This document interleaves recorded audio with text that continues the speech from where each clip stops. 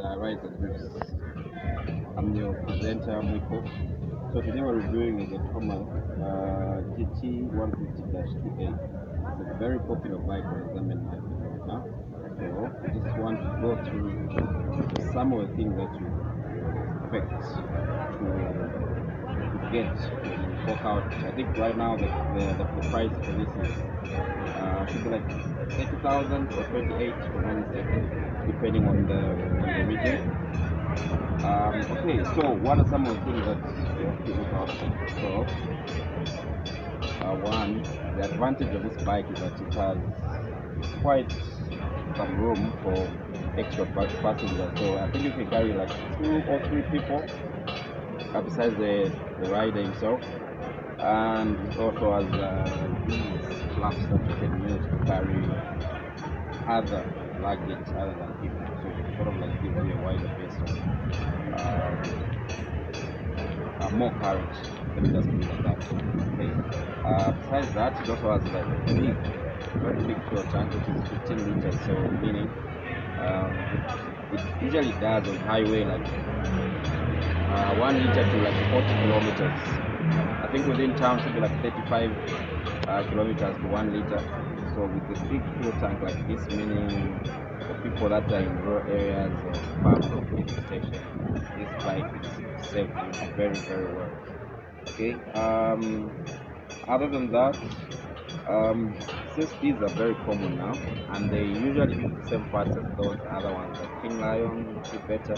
So you find some of the parts that you might need to replace are going to be easily available on the market, and they're reasonably priced.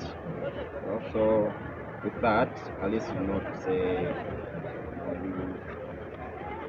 maintenance won't be that expensive. I'm sure there will be a video to follow up on how much it costs to own this bike, but for now, just looking at some of the basics that you expect. Okay, so yeah, apart from those things, some of the drawbacks are that you have 10 tensioners. Usually the threads on the nuts for 10 tensioners are usually small, so which makes them to sort of like lose the threads the more you sort of like tension the chain over time.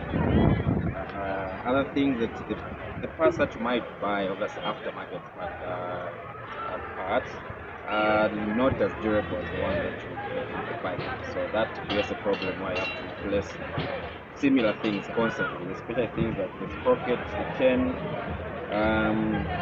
the water nut for the front tire, as well as the water nut for the rear tires. The owner of this bike has owned this for like 2.5 years now, and I think he's changed those parts, the front board and the rear board and twice. So that is just something to look out for. Other things, I mean, obviously it being Chinese, you're going to find it says at the speed of 160 when it can barely hit half of that.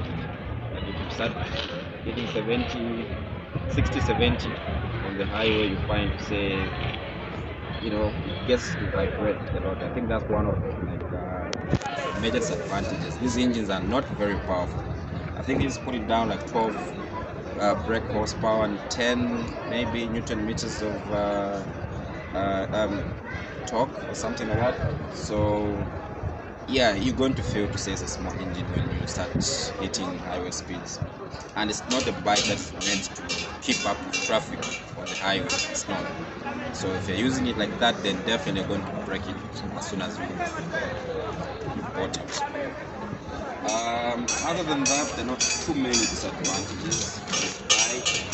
Maybe a few oil leaks here and there as well, where usually like with the moving parts, like the part that is responsible for the rev counter and the clutch seals as well, those tend to go, so meaning you're going to have leakages here and there, but I guess that depends on probably the user, not maybe the bike.